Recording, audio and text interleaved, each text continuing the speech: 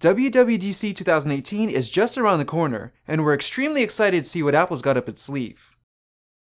The annual conference is focused on software technologies, but sometimes Apple sneaks in a few hardware releases and announcements.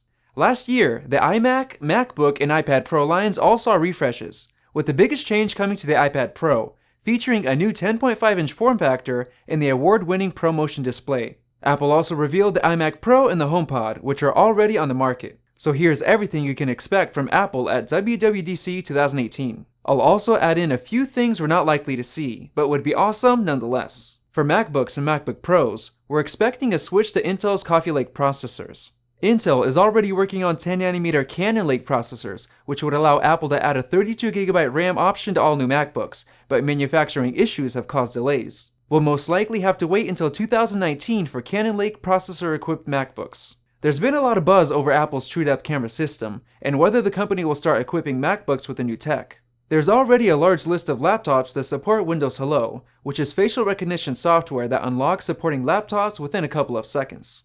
It only makes sense for Apple to start equipping their new MacBooks with Face ID.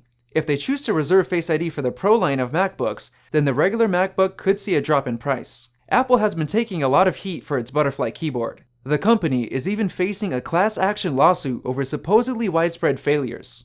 With that in mind, we can see an updated keyboard on the newest MacBook models. The current MacBook Air is extremely outdated, but it's the cheapest MacBook you can get, currently $300 cheaper than the other base models. This year would be the optimal time to release a redesigned MacBook Air, maintaining a $999 price tag, possibly getting even thinner than any MacBook has before, and coming with an edge-to-edge glass and black bezels like on the current MacBooks. If they choose not to redesign the Air, we can reasonably expect a spec upgrade or price drop. The switch to Apple's new file system that arrived with macOS High Sierra was pretty rough. After initial compatibility issues, many users had to switch back to Sierra to get some of their old apps and service setups working again.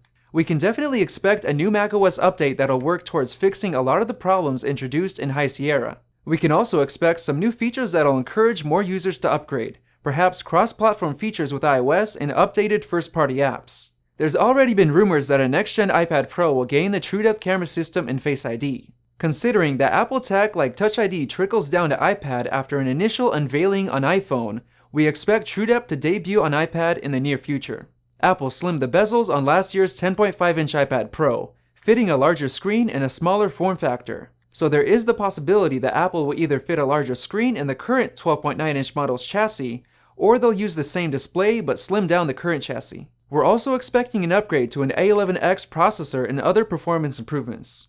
Now that Apple's $329 budget iPad supports Apple Pencil and is equipped with an A10 Fusion processor, there aren't many reasons left for people to pay $399 for an A8 equipped iPad Mini 4. We expect Apple to either lower the price of Mini 4, refresh its specs, or completely kill it off. In the case of a refresh, TrueDepth camera and Apple Pencil support is a possibility, but not as likely as a simple price drop. Last year, we saw a sneak peek at Apple's upcoming AirPower charging mat, which was slated for release in 2018. At the same time, they gave us a sneak peek at an optional AirPods wireless charging case. We can expect Apple to release both of them at the same time at WWDC or shortly after.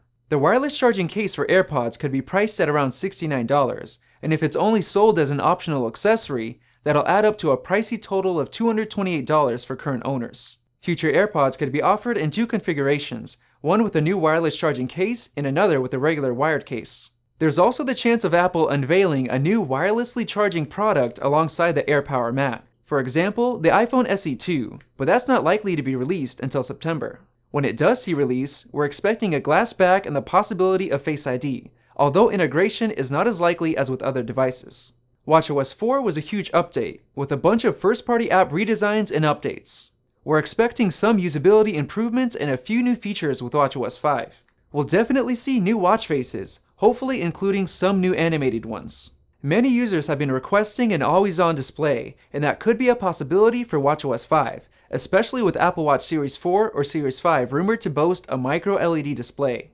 Apple's HomePod didn't see a launch as successful as Apple hoped it would, especially due to the lack of AirPlay 2 and stereo pairing support. We're expecting the HomePod to gain a whole lot more in terms of Siri commands and functionality, because right now, it's extremely lacking compared to the competition. AirPlay 2 has been in the works for some time now, and we expect Apple to finally release it this June.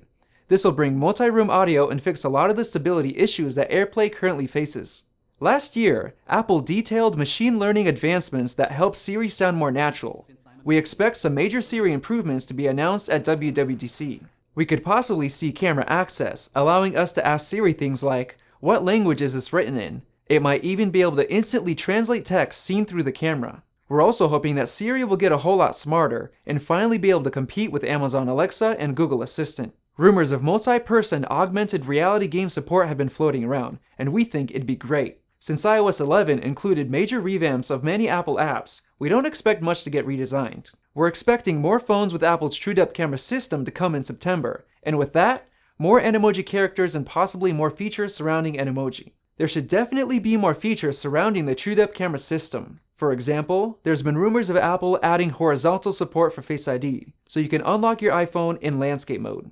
Now let's not forget iPads. They should continue to gain features that make them more like computers. Just like the iMac Pro sneak peek we saw at last year's WWDC, we're expecting to see a sneak peek of Apple's 2019 Mac Pro, either at WWDC or at the September event.